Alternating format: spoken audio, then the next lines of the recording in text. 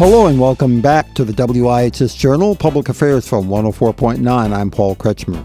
I'm speaking once again with Becky Danielson and Carol Olson regarding their new book, Faithful Parenting. Here's where we left off yesterday. I think one thing that we have found is that a grandparent, much like a parent, but especially a grandparent, can be very divisive in a family.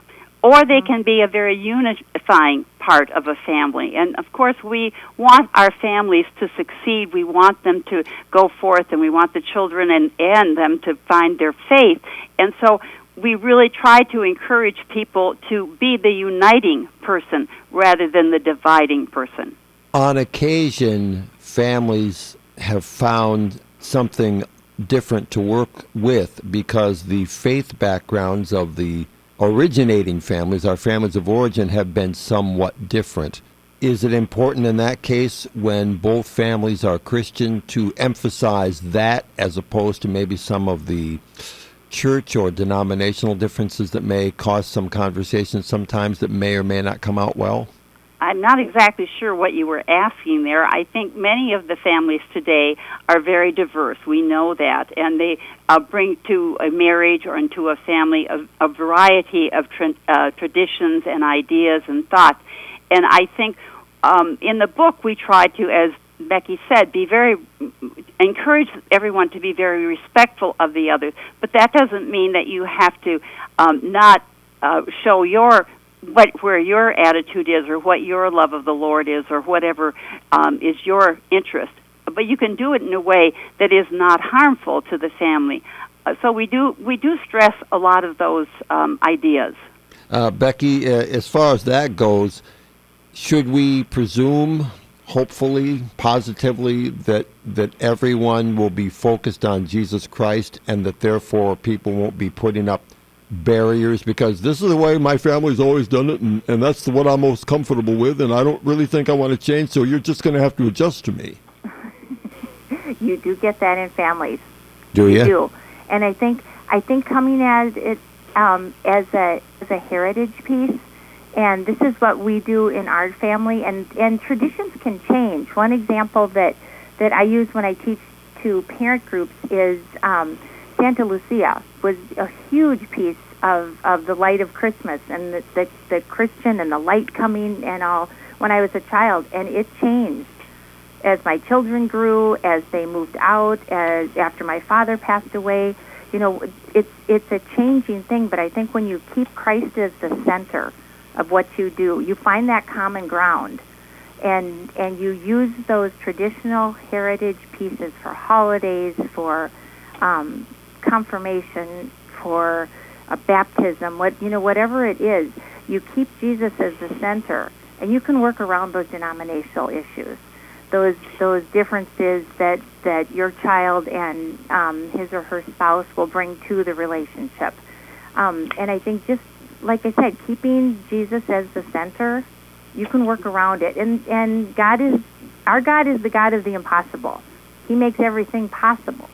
So I think, if you keep that respect, you keep the lines of communication open, you know where your child is, hopefully, and can work on that, and you just work through the different traditions and such, that you can make it a really common family holiday, or whatever you happen to be dealing with at that point. But I think Jesus is front and center.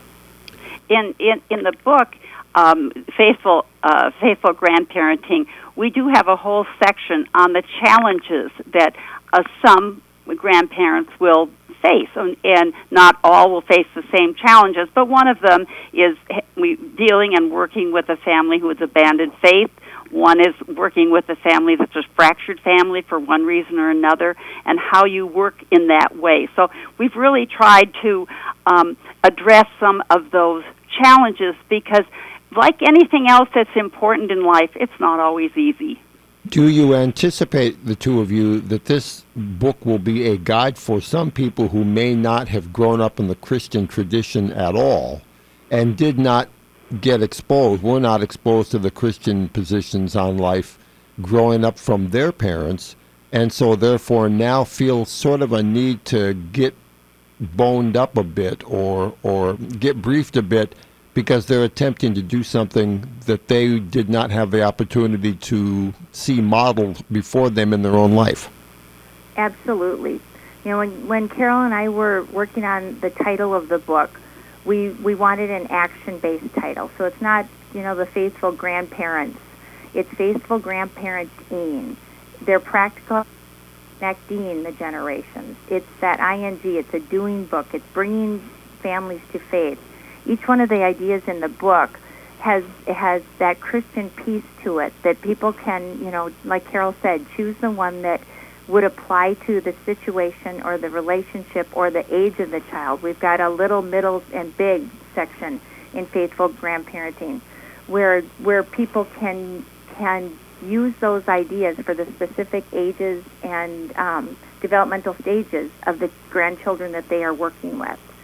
Even if they didn't grow up themselves in a Christian home, maybe they didn't even raise their children in a Christian home, and their children have found faith and are raising their children in that way. They're going to find ways that they can feed into that faith and learn from it and learn alongside. I think that's a gift when families can come together and read the Bible and teach one another as they read and as they learn and as they attend church.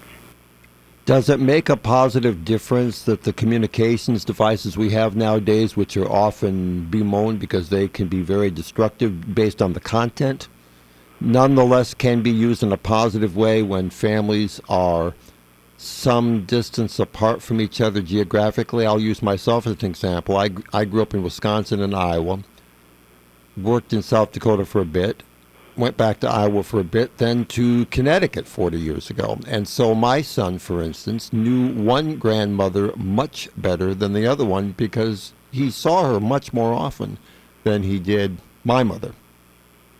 Carol, would you speak to the Long Distance Book Club? Yeah, I was just going to say that, like with anything, communication that we have today has its advantages and its disadvantages. But one advantage was Grandma Judy lived far away from her 11-year-old granddaughter, and she really wanted to get a connection with the granddaughter. And so she got the idea, I'm going to have a book club, a Zoom book club with my granddaughter. So she talked to the granddaughter, who was 11, as I said, and the granddaughter selected a book, and then the grandmother bought the same book, and they made arrangements for every Sunday night at 6 o'clock. They would have a Zoom together, and they would talk about the book and the characters, and they were able to, the grandmother was able to really learn a lot about what the granddaughter was thinking, but at the same time she was able to help the granddaughter see things that may not have been real apparent without someone guiding her. The interesting thing about that is the granddaughter had a brother, and the brother all of a sudden said, hey, this isn't any fair. I want to do this too. How about getting Grandpa to do a long-distance book club with me, which they did. So you see here, this idea of long distance, they were able to pull something together that was very exciting and very rewarding for both grandparent and child. In the back of our book, or the last chapter in our book, it's about children being grateful for their grandparents. And it's many little scenarios, little stories that different people wrote about their grandparents or the connection they had or what they remember. So it was more the remembrances of their grandparents. And how many times do we hear someone say, who really made an important part in my life was Grandma so-and-so or Grandpa?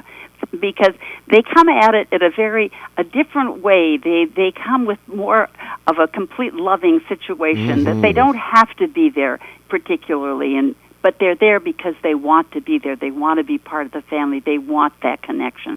Thank you, both of you, Becky Danielson and Carol Olson. Thank you, Paul, for inviting us. We really appreciate it. Yes, we did enjoy it very much. Thank you. My thanks once again to Becky Danielson and Carol Olson meeting me on the phone for this conversation about faithful grandparenting. For further information, call us at 860-346-1049. The opinions expressed are those of the participants, not necessarily those of the staff or management of the station. I'm Paul Kretschmer on the WIHS Journal, Public Affairs from 104.9 WIHS.